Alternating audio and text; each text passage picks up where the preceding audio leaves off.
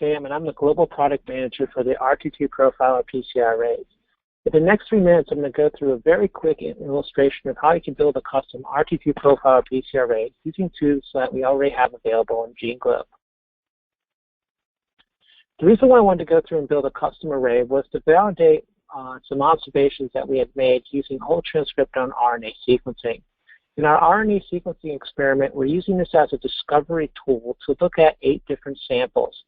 Through these experiments, we were able to identify 34 different genes that we want to follow up with using real-time PCR.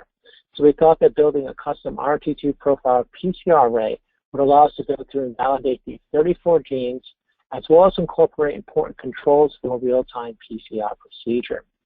In our final custom array, we're going to have the 34 genes that you see listed here on the left-hand side. We're going to incorporate in 5 different normalization genes. We're going to make sure that we have controls for the reverse transcription and a positive PTI control, as well as a control to monitor whether or not we have genomic DNA contamination.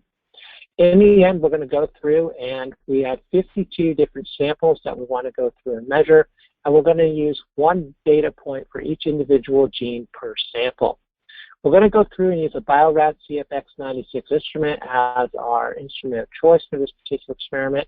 And we're going to go through and we're going to need 26 total plates in order to finish our experiment. To go through and define the custom RT2 profiler builder, there's 2 different links that we can use. The first is to memorize QIAGEN.com/myPCRarray. This is a short link that if you click on this will take you quickly into the website where the RT2 Profiler Custom Builder is sitting. The other thing you can do is to navigate from QIAGEN.com. Starting at QIAGEN.com, give it a second here, we'll pop open a web screen. We can quickly find the custom array builder in 4 short links. So starting under Shop, you can go through and go to GeneGlobe and scroll down to where the custom builder is. Once we get to the custom builder, we can go through and we can click on the first link to build a custom array plate or NGS panel products. Once we click here, this will take us into the page that allows us to go through and to click on some of the different custom products that we have. By clicking on the RT2 qPCR Arrays, this will take us to the same place that our short link, myPCR Array, would have taken us. Here we're ready to go through and we're ready to start building our custom array. We can go through and we can upload our gene list here. I've already gone through and prepared our gene list based on those 34 differentially expressed genes. We can go through and click our species, which are human, and then we just quickly hit search, and this will start the process to building our arrays. Clicking on search allows us to go through and GeneGlobe starts searching for our genes of interest. Once our genes are all found, we can go down here and start building our play. For our name of our plate, I'm going to call this RNAseq validation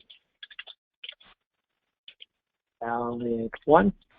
This is going to be RNAseq validation 122315. And then I'm just going to work my way through the manual here. I'll pick the qPCR instrument that I'm going to use. Today we're using a Bio-Rad CFX96.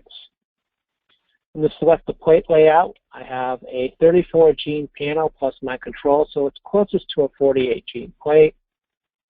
Down here I'm going to select the important controls that I want. My GDC, PPC, and RTC control are automatically selected.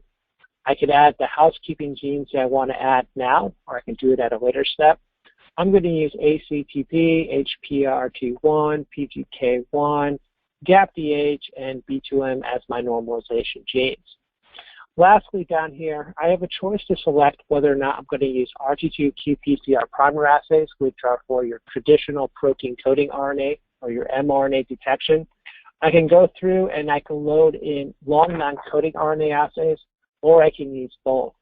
I'm going to start by using just the RT2 qPCR primer assays because I'm interested in looking at the mRNA from these genes. Once I go through and hit select, it's going to go through and it's going to take the genes, identify the qPCR assays, and then upload it into our plate configurator. Now that our gene list has been loaded into the plate configurator. I have some nice instructions here that can tell us a little bit of how we can go through and we can move some of the genes around and how we can search for new genes.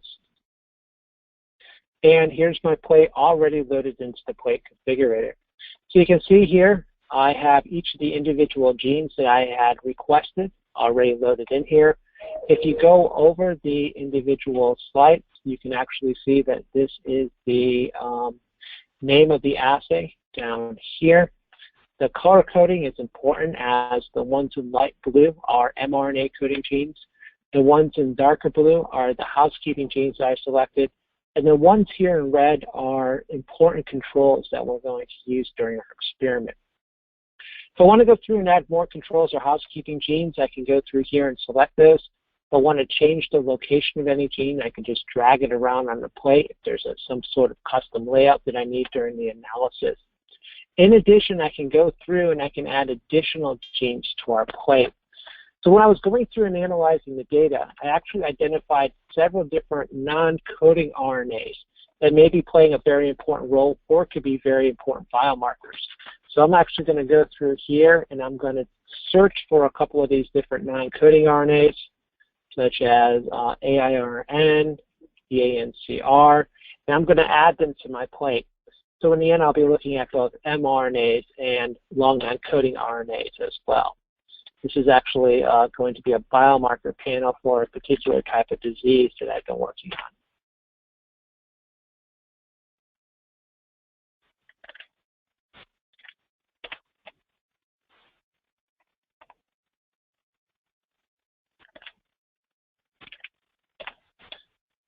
So here I've gone through and I've loaded in most of my genes. You'll notice that when I search for XIST, there's actually two different assays that show up here.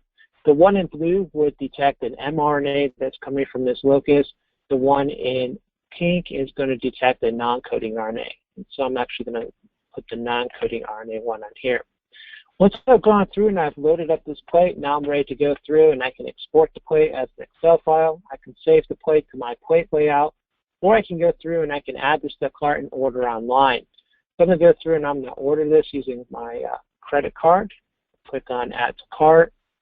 Once I click on Add to Cart, up comes another screen that allows me to add additional reagents to my cart. So here I can go through and I can add in my master mix. I can add additional plates, and I can add my first strand kit as well as any of the other things that I may be needing. So to go through, the number of plates I need is 26. So I'm going to select 24 plates plus an additional 2. That'll get to 26. I'm going to need at least 52 reverse transcription reactions. So I'm going to go through and add a 50 strand, a 50 pack size of our first strand kit, as well as the 12 pack size of our first strand kit. And then I'm going to need at least 26 vials of master mix. So I'm going to add a 24. I'm going to add a 2-pack, and then I'm going to add everything else to the cart.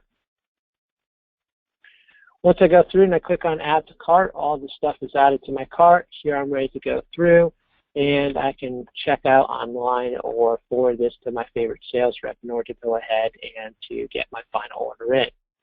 So there we go, making a custom RT2 profile PCR array in about 3 minutes.